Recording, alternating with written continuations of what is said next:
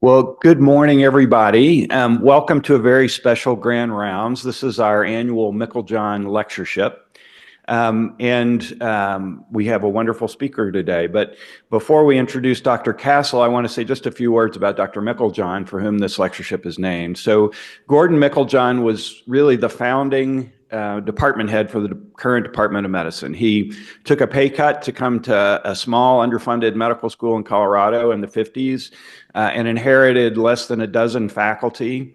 Over his more than 25 years as chair, he built really the modern department. So he was the one that envisioned the idea of subspecialty divisions and recruited most of the leadership for our current divisions that we have. There was essentially no research when he got here, and the powerhouse of research that you see today is part of his legacy. He himself was a pioneer in largely vaccine research. He was instrumental in the development of the initial flu vaccine, was part of the global effort to eradicate smallpox. Probably more critically, he's remembered as an outstanding mentor, father, husband, and friend to all those who remember him. He was still active in the department when I came here as an intern and was front row for every Grand Rounds, often asking the first question they came across. So active until late in life. He was also an Olympic quality hockey player and played tennis until up in his 80s. So fondly remembered, and we're grateful for the legacy he leaves for us. So it was the first endowment in the GIM division and has supported our growth and development as a division. So we take a moment to honor Dr. Meiklejohn today and are grateful to have his daughter Robbie and son-in-law Mike Burt in the room with us today. So thank you for being here. And I'm going to turn the microphone over to Lisa Schilling, who will introduce our speaker today. All right. Good morning, everyone. So it is my great honor. So I need notes for this, okay? And you'll see why.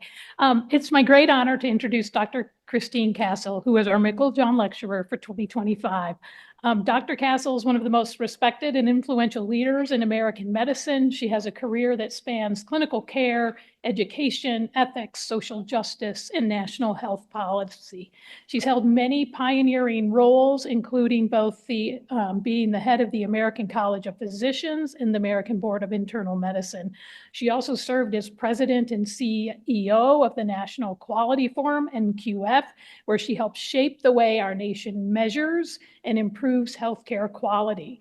She was also an appointed member for 2 presidents of the President Council of Advisors on Science and Technology, helping to guide national health policy around health information technology and also research priorities such as aging. She's chaired several landmark Institute of Medicine, now known as the National Academy of Sciences and Engineering reports, including those on end-of-life care, medical errors, and helped to really establish palliative care as a formal specialty.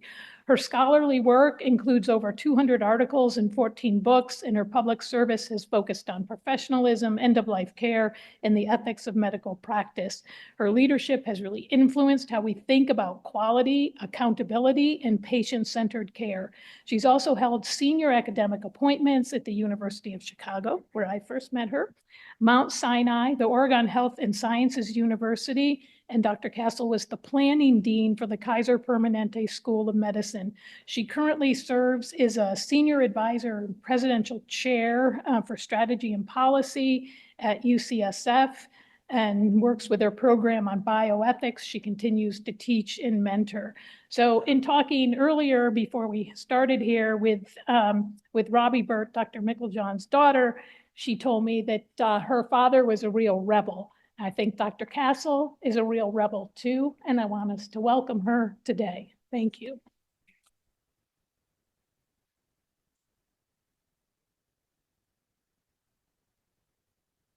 Thank you, Lisa. It makes me tired just to hear all that. But let me just say what a pleasure it is to be here this morning. And when Lisa reached out to me about this, I don't think she was aware that Gordon Meiklejohn was actually one of my most important mentors early in my career. As you pointed out with that rebel technology or terminology, I was, a young internist. I was interested in geriatrics. Was it a specialty then? I had to actually go to England to get trained in it. And in bioethics, which at the time was really dominated by theologians, lawyers, and philosophers. And there were no models of clinicians, doctors, and nurses who did bioethics. So I was interested in both of those. And a whole lot of people told me that it was a terrible idea. But there was this group of eminent internists who were part of the Kaiser Family Foundation, had a faculty scholars program in general internal medicine. It was the early days of the discipline of general internal medicine as a discipline. And these were the most prominent and highly regarded chairs of medicine around the country. And it was Robbie, your father, and Paul Beeson from Yale, Harvey McGee from Hopkins, Alexander Leaf from Harvard, and Bob Petersdorf from University of Washington. And they all, number one, were committed to this new discipline of general internal medicine and wanted to support young people who were making careers in this. And I was, of course, kind of an oddball because I wasn't doing health services research and kind of the normal things that people were doing.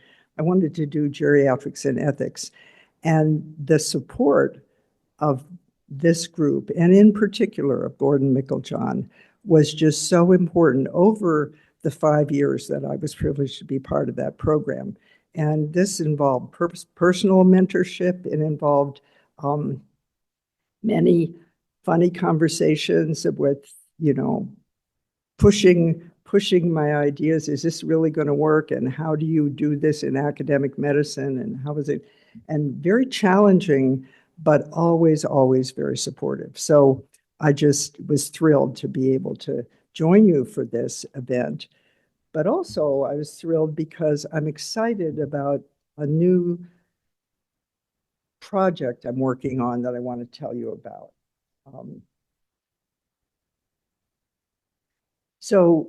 Just to set the stage, this is an article that I published with Cheryl Marana, and I'll tell you a little bit more about my partnership with Dr. Marana, called We Need to Talk, Advancing Open Inquiry. And this was just last year, describing the way tensions in all of higher education have been growing over polarization and divisiveness, basically, around use of language, around controversial speakers, around freedom of inquiry, really, freedom of speech, another thing that Dr. Micklejohn was a big advocate for. These tensions have specific applications in academic medicine, and that's really where I want to go with this discussion and talk a little bit more about that.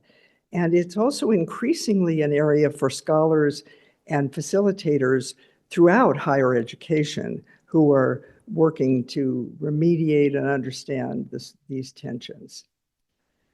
But it starts back with something that Lottie Derby will recognize because she was a member of this committee that I had the privilege to share for what was at the time the Institute of Medicine, the National Academy of Medicine, which was about clinician burnout. And this was a 2-year study. We delivered our report in October of 2019. It was in the midst of a lot of attention to the problem of burnout. And there were public media about it. Professional associations were writing about it. People like Lottie were beginning to do really groundbreaking research about the problem of burnout in all health professions, but in particular medicine and nursing. We came up with this model, and there's a reason for sharing it with you, because we understood that well-being and resilience, which is a term that has many different ramifications, but that little white circle in the middle is the individual, what you can do as an individual to help deal with burnout. But the much, much more important and bigger issues are all of those circles: the frontline care delivery system, the whole healthcare organization, and then really importantly, what I want to focus on today, the external environment. All of those factors have impact on clinician well-being and on creating the conditions for burnout. So just imagine this. We deliver our report October 2019 and declare there's an epidemic of burnout in the health professions.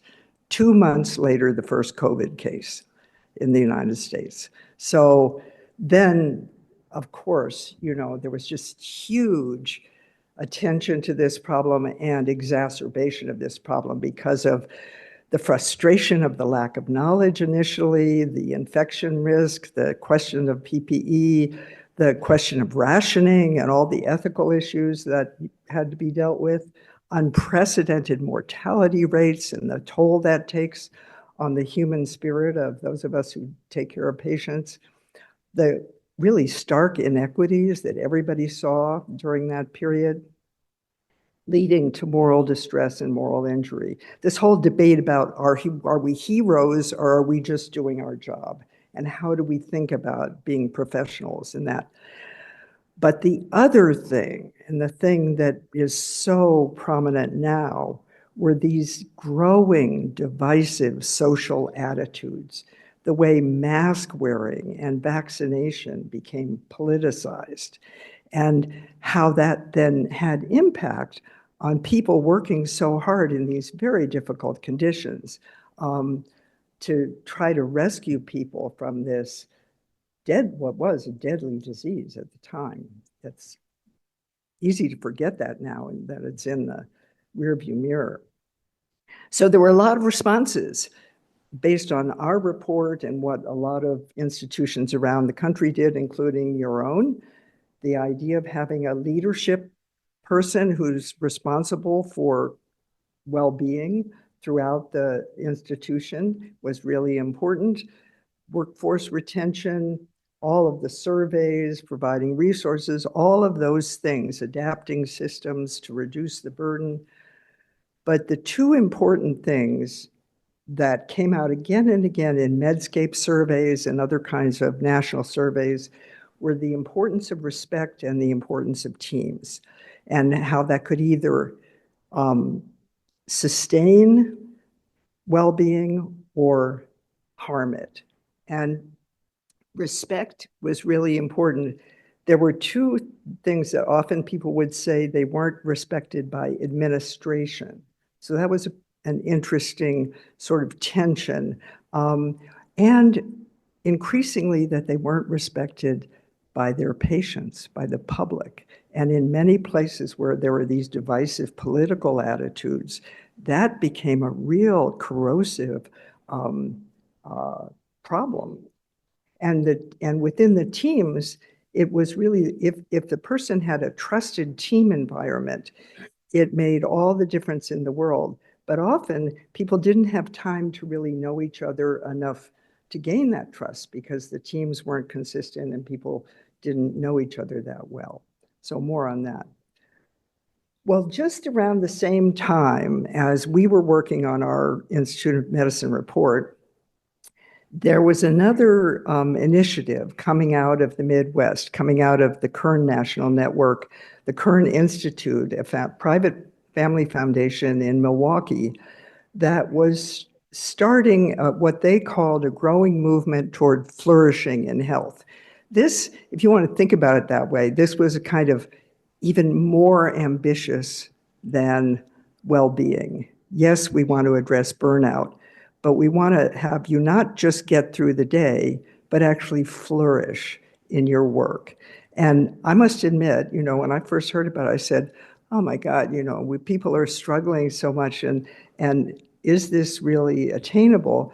Well, this has turned into really a national movement that has lots of interesting and different ramifications, which I'll quickly tell you about, but I urge you to go on their website, and you actually have a chapter of this new network here, which I'll tell you about in a minute.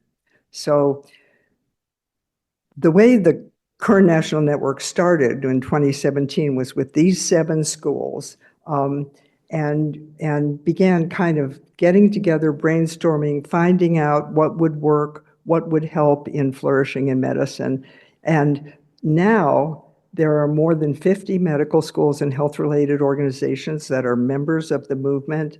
There's 44 plus student chapters. There's a lot of student interest, and in a whole range of ideas. And now, what do we mean by flourishing? Well, this definition, a wholeness of being and doing, of realizing one's potential and helping others to do the same. Very important that both of those are there. And that comes from a mathematician named Francis Su, who wrote extensively on this topic. But the citation at the bottom is the one I'd refer you to, Tyler Vanderweel, a Harvard educator who wrote this important article in JAMA just about that, around that same time, 2017, sort of challenging the profession to think about flourishing. And this is the North Star for the KNN, and I'm not going to go into it in detail, but I do want to outline that there are three characteristics: caring, character, and practical wisdom. So when you think about it, that really encompasses how we think about professionalism and how we think about the practice of medicine. And the practical wisdom, in a way, brings in the questions of ethics in the setting of the practical application of clinical medicine. And there are all kinds of learnings among these 55 different campuses that people share about how to build these attributes and how to support them, and how that can lead in many different ways to flourishing. And the University of Colorado is now, as of just this year, a Catalyst partner. They have a whole Catalyst program. And again, I'm not going into detail about a lot of this because the program is quite expansive, but Jennifer Adams and Shanta Zimmer are the two people who are supporting this effort, and I'm sure you'll be hearing more about it if you haven't already. There's a student chapter that's just getting started.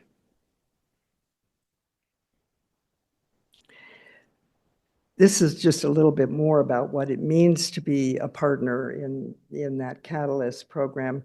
And it's very much a program about collaboration and how collaboration brings strength. So learning from medical schools all over the country who are having different approaches to these things. They have several national meetings, several online programs, and a lot of important work.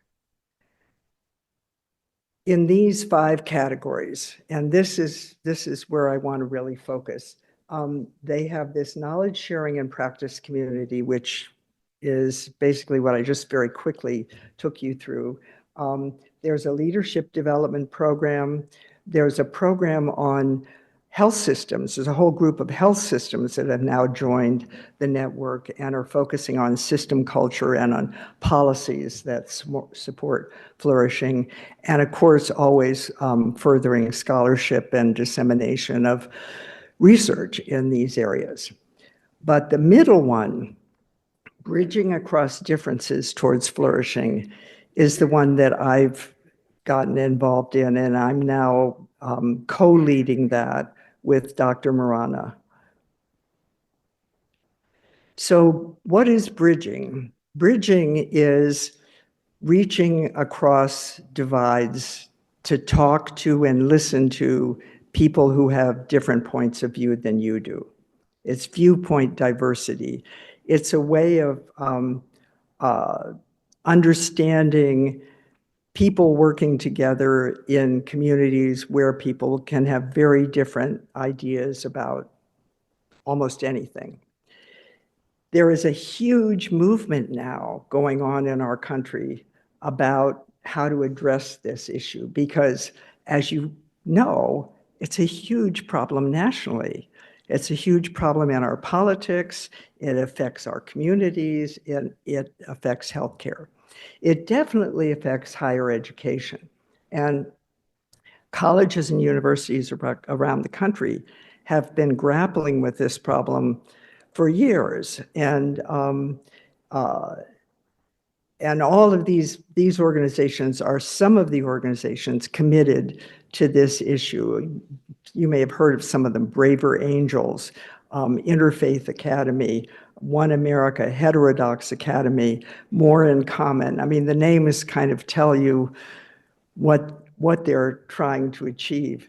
The one that we are working with is the Constructive Dialogue Institute. It's kind of that little multicolored one up there, which is an organization that has been offering facilitation and learning curricula to colleges and universities around the country. They've worked with more than 50-some universities to help develop skills at having difficult conversations.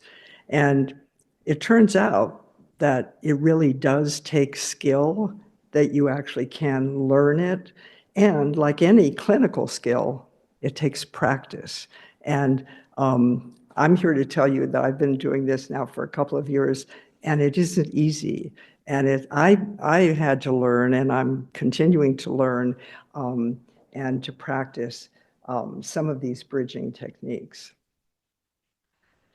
So interestingly, while there's all of this activity been going on in colleges and universities, there hasn't been the same kind of activity in medical schools. Until we started this project about 2.5 years ago, there were very few schools that had explicit curriculum or attention to the issue of bridging divides. And so we got together the first year of the project. We interviewed 40 deans of medical schools on Zoom. Thank goodness for Zoom. It was fascinating. They all agreed this was a huge problem.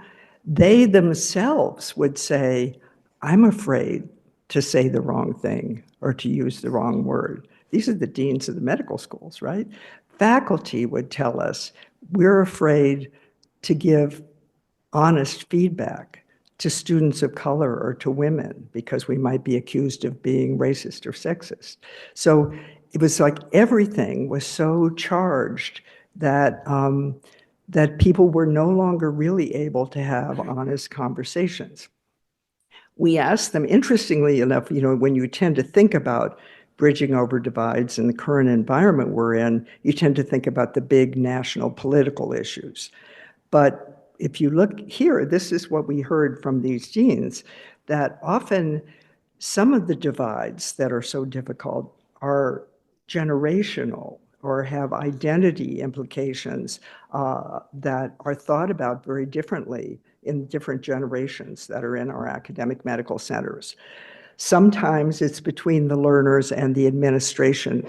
And an example is the growing unionization movement, and how do you talk to people without demonizing the other side? The whole issue of controversial speakers, of course, being invited to campus. Sometimes it's just among faculty from different disciplines and specialties, and that's been a long-standing issue in medicine, being all of the sort of stereotypes and joking, but sometimes lack of respect from some disciplines about other disciplines. Also, between the medical school and the affiliated health system, there's all kinds of ways in which tensions develop there. And now, between healthcare providers and our patients and the public, that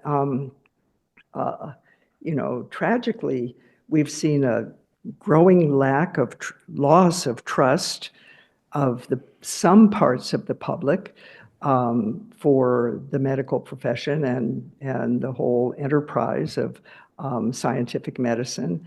And that then becomes another bridge that needs to be crossed.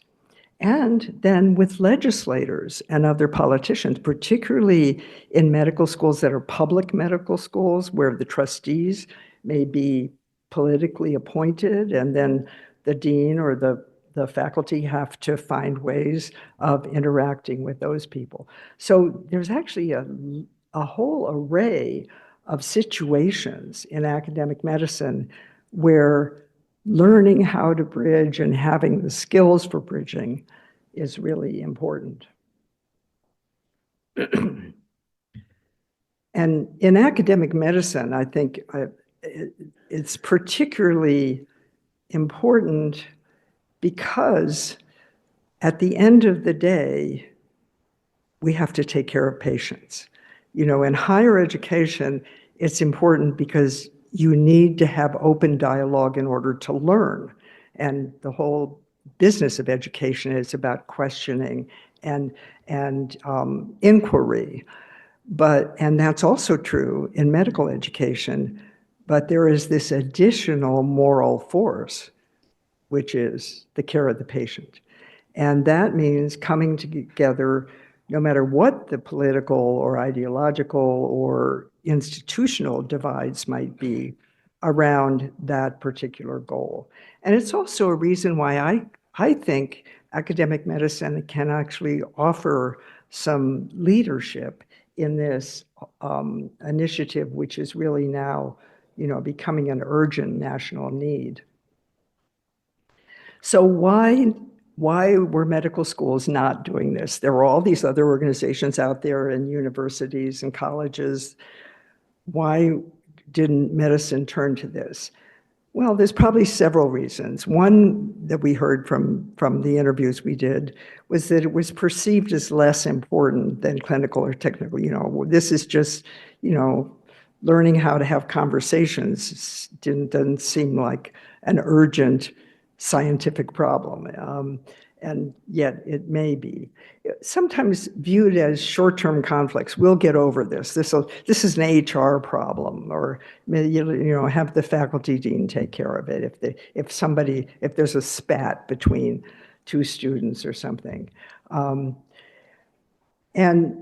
the other thing, which I'm sure you're familiar with, is that academic medical centers are faced with so many demands and so many priorities and so many things on the to-do list. It just seemed like one more thing to do. And there was sort of a lack of knowledge about what is this skill called bridging and what kind of resources and support would it take.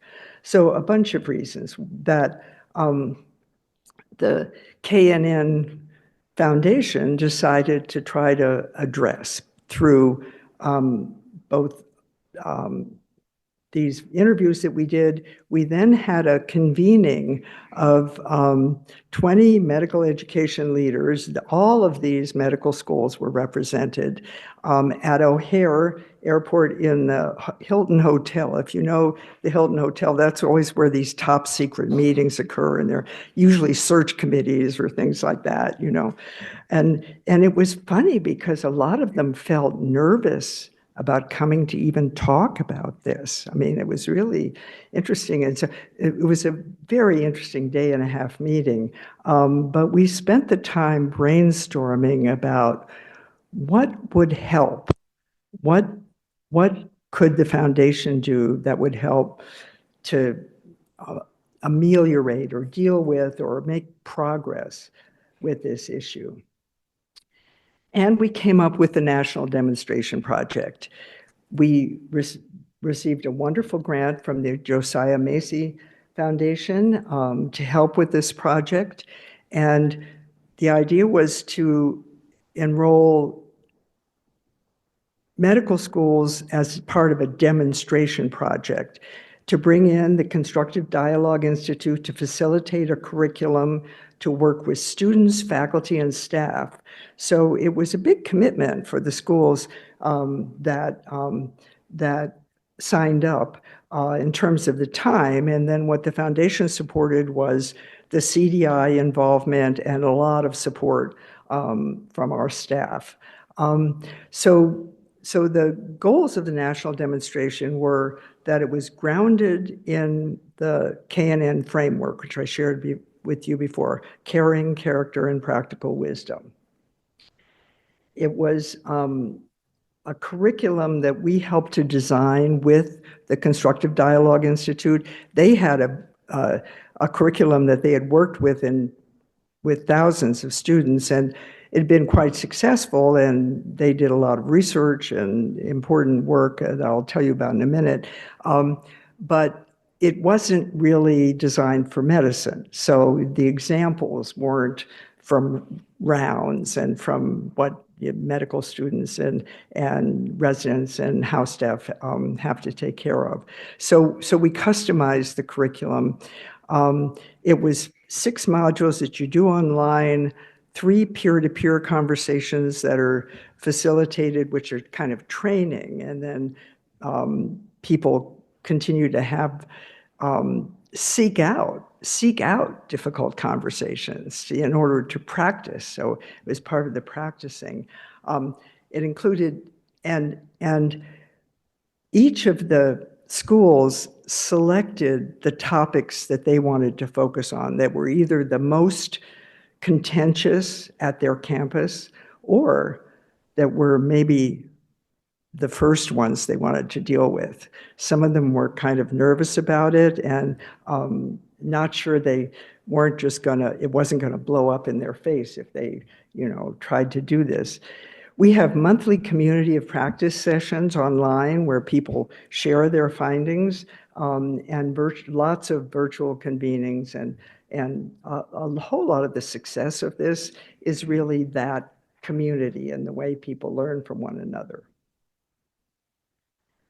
These are the schools that are part of the first group, and as I mentioned, there were several who sort of wanted to come, but they weren't quite sure and said, well, can we come in the second group? And, people wanted to kind of see how it would work out. Because I think there's a kind of feeling that maybe if we just ignore it, it'll go away, or we don't want to sort of dive into a hot button issue and have it blow up in our face. And so it really did take, I think, some courage, and I give these institutions a lot of credit for that.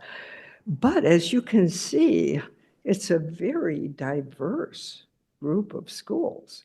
So the issues that they are facing at Dartmouth or University of Chicago are very different than the issues they are facing at Texas Tech or Wake Forest or Duke.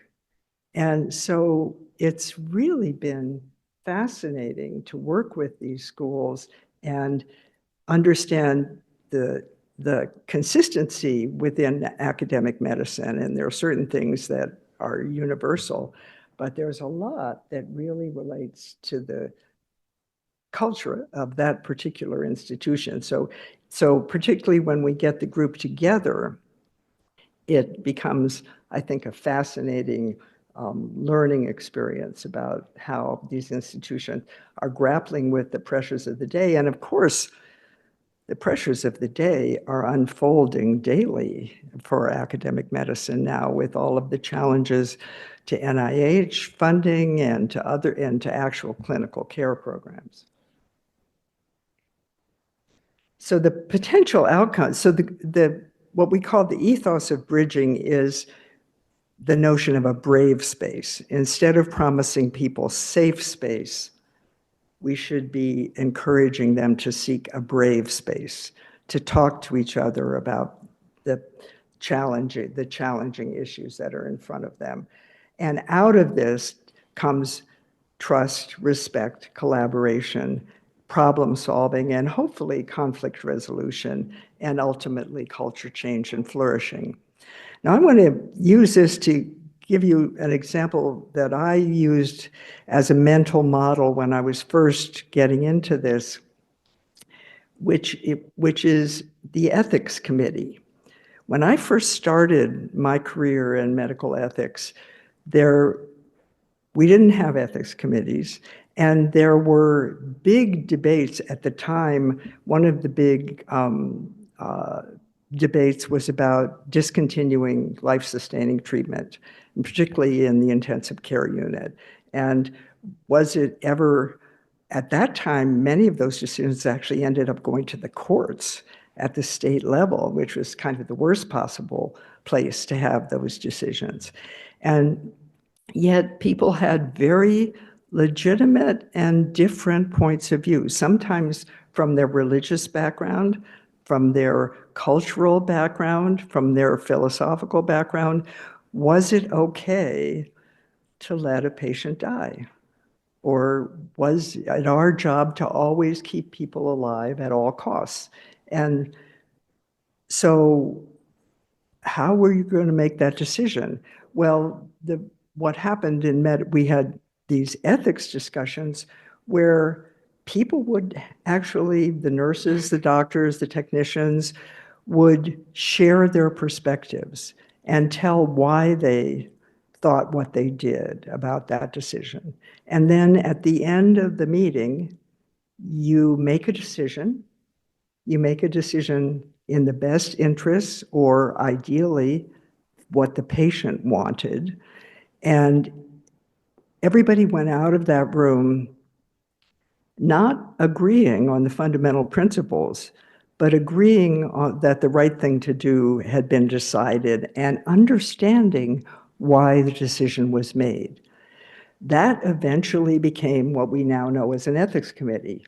And most health systems have committees like that that serve exactly that purpose, because we live in a diverse country. People have very different points of view, often about very personal medical care issues.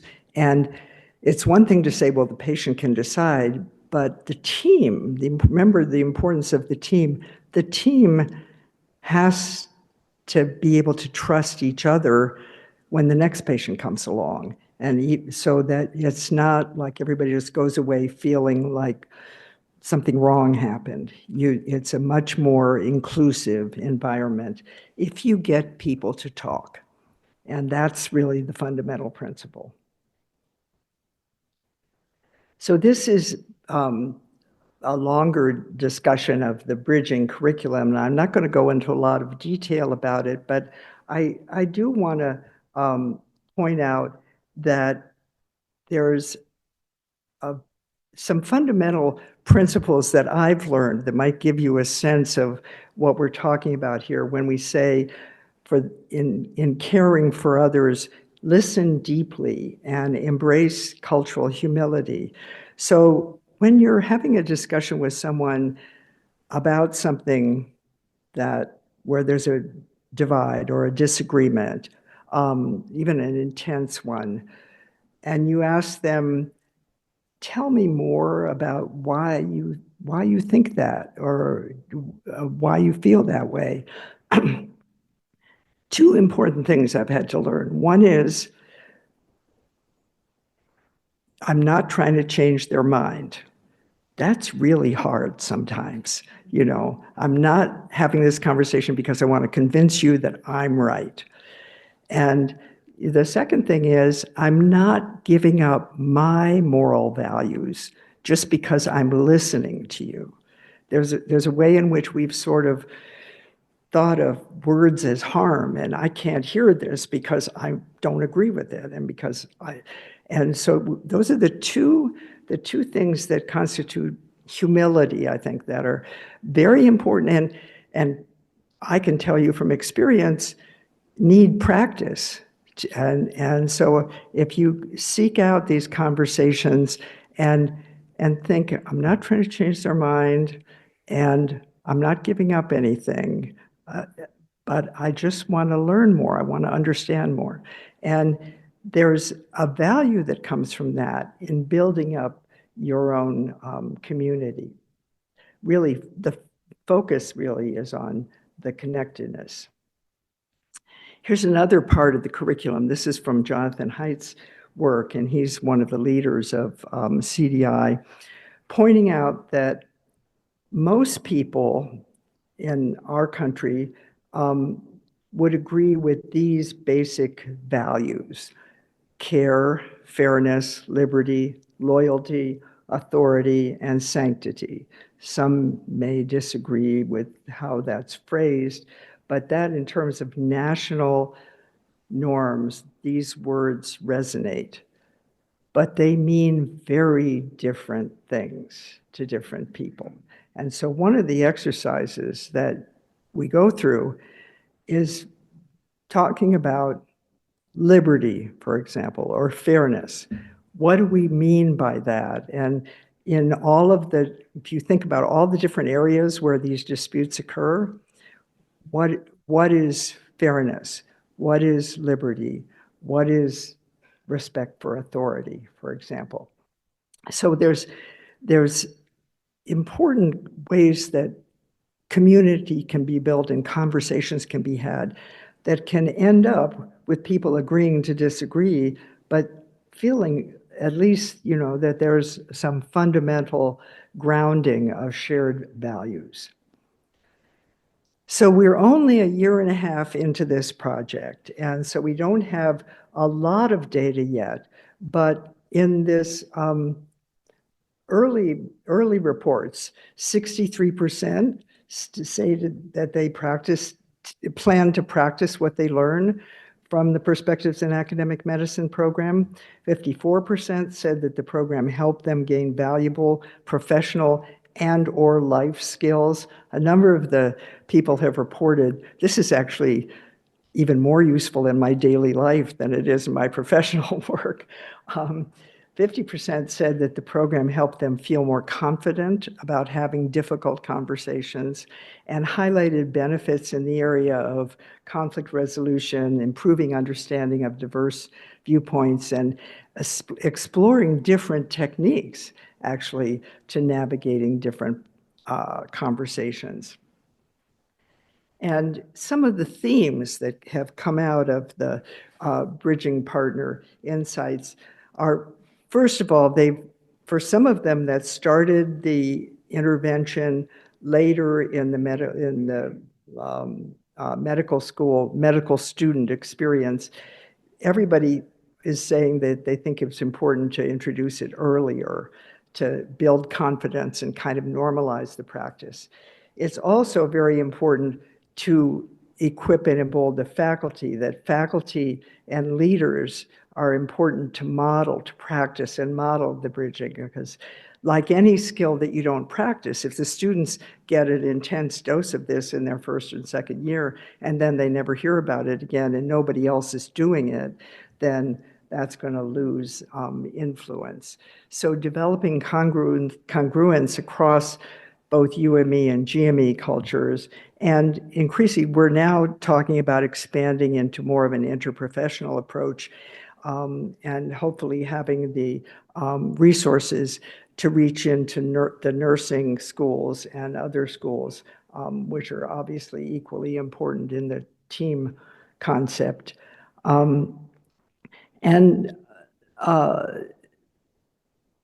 Some of the student voices that have been invited into this discussion have really empowered us to come up with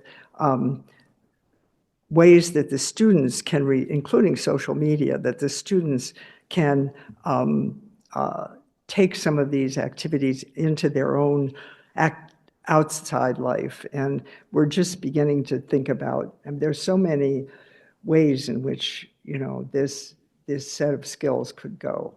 And recognizing opportunities to practice bridging in what we call micro moments, not waiting for the big conversation like the ethics committee discussion about this particularly difficult patient, but finding these little interactions that maybe you can just stop for a minute and have a sort of a micro moment. So last spring, there was this huge article in Science about that was led by a Berkeley researcher, but had 25 authors. It was a study of all of these groups that had been working in higher education with college students, basically, 33,000 college students who were, all these different interventions were tested. And the one that had the greatest impact was basically when they were able to convince the student that whoever was on the other side of, and these were about explicitly political debates. So whoever was on the other side, whether it was right or left, was not as extreme as you thought they were. And that seems sort of obvious, that there is this group that CDI calls the exhausted middle, that, you know, just doesn't want to be part of any of these awful debates. But people are always assuming that the other side are the most extreme, whatever other side is. The only way to convince students or ourselves that that's not the case is to have the conversation. And here's another example of this from our world. This is from the AAMC meeting a couple of years ago. This is David Skorton having a conversation with Robert George and Cornel West, two professors from Princeton University. Robert George is a famous philosopher, very conservative in every respect. Cornel West is exactly the opposite. They're very good friends. The debate here was about abortion, which was, they were sort of at loggerheads, exactly opposite points of view about abortion. But what brought them together is they're both Christians.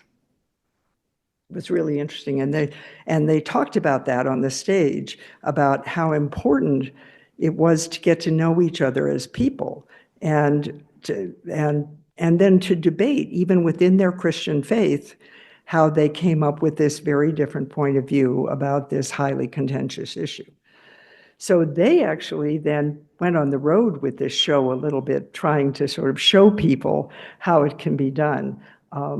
This was a very highly attended and I think appreciated session at AAMC. So just to finish up, because I do want to have time for questions and discussion, freedom of expression is really important in academic medicine. It's important in all of higher education, but especially if you think about what we're all about.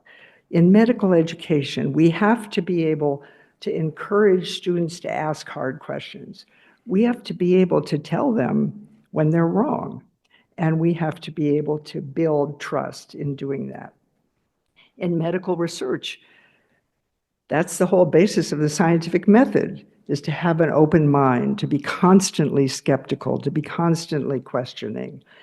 And in clinical practice, to be able to seek out help from others who might be smarter than you are or know more than you do about some particular area at the end of the day.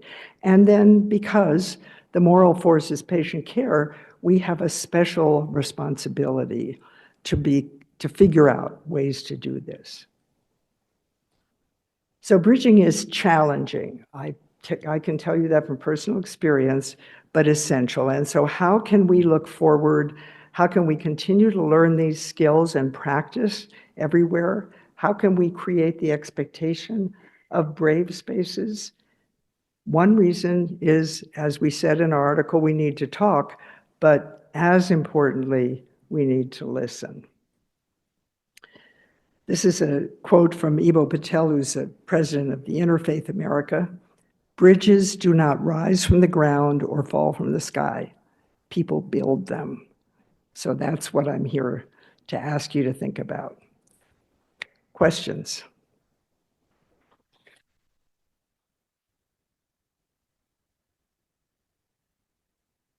Dr. Cassel, thank you for a really thought-provoking talk there. If you're on Zoom, please type your questions into the chat. And if you're in the audience here in person and you have a question, please raise your hand so I can run the microphone over to you. So thank you for a terrific and very thought-provoking talk. So Mike, I think one of the things that has changed to create our current environment is the modern ability to summon a mob. That humans have always been able to do that, but it's required a lot of work. And with the rise of the internet and social media platforms, you can now do that fairly easily and actually be rewarded pretty handsomely for it, that the platforms are rewarded for it. Individuals actually earn their living from this, and thus the term kind of conflict entrepreneurs. And I totally agree that I think part of the solution is going to be to try to do this really hard work of building cultures and institutional resilience that creates this expectation. But I do think there's a structural element to this that it's going to be really hard to tackle this way. And I'm curious, do you see anything about how we might change the structures that sort of promote this? I mean, we have an example right now, I think, of an entire administration that was built on the idea that you can monetize and build power by building a mob, and it's been super effective. And so I'm just curious your thoughts on that. Well, and that the whole algorithmically driven polarization that we live in now in the social media world is really a huge part of this problem. I'm trying to explore ways and we've just begun with this, of using that same social media technology to try to spread bridging. And there are some nascent attempts at this. And so I think it's not as effective because that part of the brain that responds to fear and anger is just much more primitive and much more active, but it's something we need to do. The other thing, though, I'd point out is that when I've given this presentation at other schools, often people will say, a version of what you pointed out, which is, oh, the world is just so crazy. How can this have any impact in such a crazy world? It's true, the world has gotten very crazy. And this bridging work is not going to change the national political debate. It's probably not going to have a huge impact on social media, but it could have a huge impact on your community and where you work. And so that's where we're starting. And then, hopefully some of these national efforts will begin to figure out how to use, because there are some really significant people working on the social media problem and the other things. This project doesn't necessarily do that. But I think that the goal, it's not a small goal, of having our communities be more productive and flourishing places, is a good place to start. Yeah.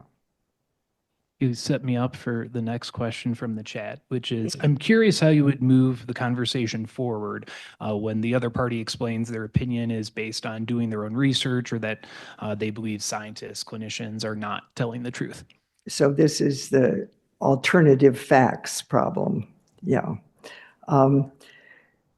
It is very difficult. And that's where, the instinct to argue the facts can get in the way of understanding where someone's coming from. So I'll give you an example. I've had occasion in the vaccine area of having a discussion with someone who is convinced that certain vaccines, not all of them, but certain ones are dangerous and have to be avoided, does not buy into the issue of herd immunity or any sort of communal responsibility to other people to protect them, and really believes in the liberty. The liberty value is the value of my liberty to make my decisions about what I do and not worry about how it affects other people. So that discussion was painful, but it helped me to understand that at the basis of it was this issue of their need to be respected for their own personal liberty. And I was able to ask for equal respect for my point of view. And, we didn't change anybody's mind in the discussion, but the relationship stayed there and the discussion has continued to go on. We now have a nice little back and forth about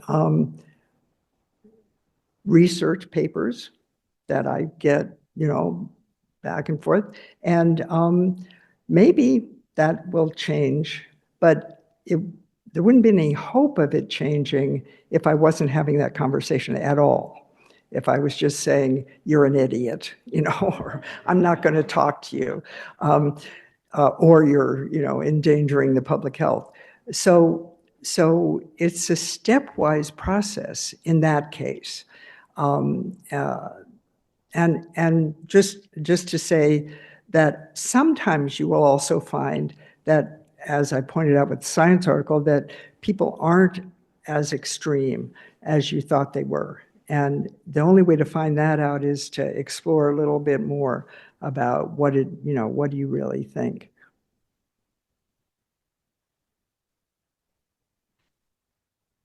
I was wondering, to follow on the conversation on undergraduate teaching, to what extent you think that the bridging difficult conversation piece can be decoupled from the flourishing character practical wisdom piece. And I ask that in part because I think we still don't generally teach that to medical students, that approach to ethics compared to the principle-driven approach. So do you think that it's necessarily related to have that flourishing character practical wisdom, or could we still use it even with the way we currently teach students ethics?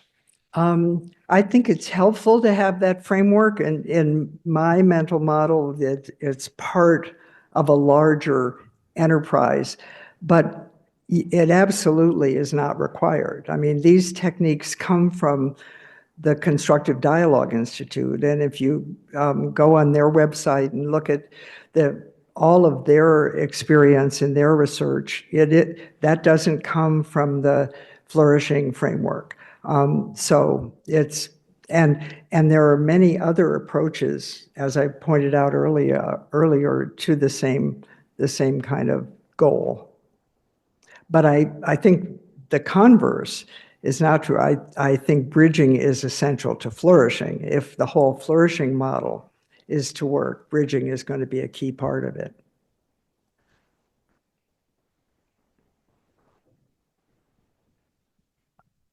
I would love to hear your thoughts on something that's been troubling me for the last few years, which is the role of ethics in creating divisions. It strikes me that we have very successfully, in my field, framed a lot of things that used to be political problems as moral problems. And once something becomes a clash of values, it seems much harder to resolve.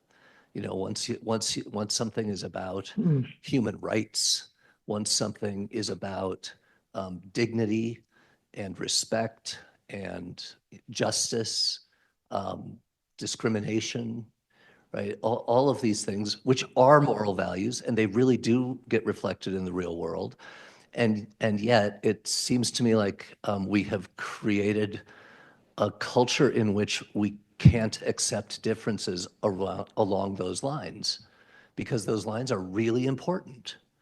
And there has to be a line somewhere where someone, that belief is not acceptable, right? And I think there's good reason to think there are certain beliefs that should be unacceptable in a civilized community. And yet that line has gotten pretty close and pretty bright, such that you've got people who can't talk to each other because they see the other as irredeemably immoral. Mm-hmm. So give me an example, because I think that you're absolutely right that politics and morality are but I wonder if that hasn't always been true, because politics is ultimately about values, right? And people have different values. It's that now it's so much more intense. And people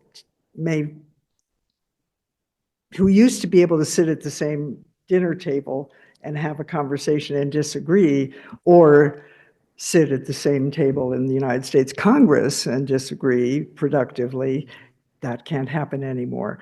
And much of it has taken on moral language. Is that kind of what you're Yeah, that's my concern, saying? is Yeah. the sense that once something becomes a moral bright line, someone on the other side of that moral bright line is not someone you Yeah. need or want Well, to interact with.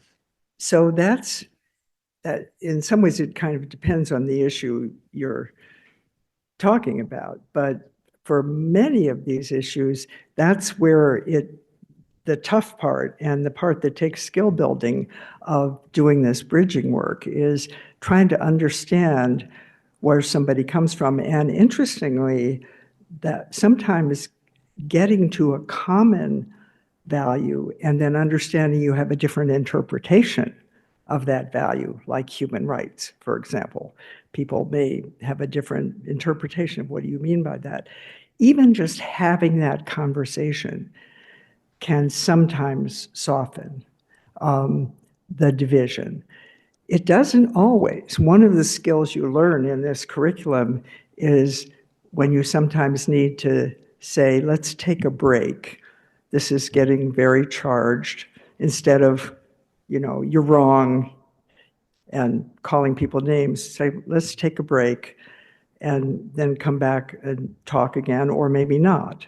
There's times when it doesn't work. It doesn't always work. But it's amazing how many times it does work.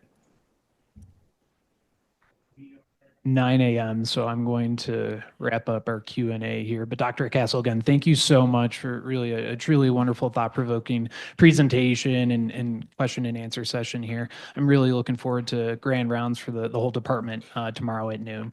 And to our audience, for those in person, thanks for joining us today. And for those on Zoom, also thank you for joining us today.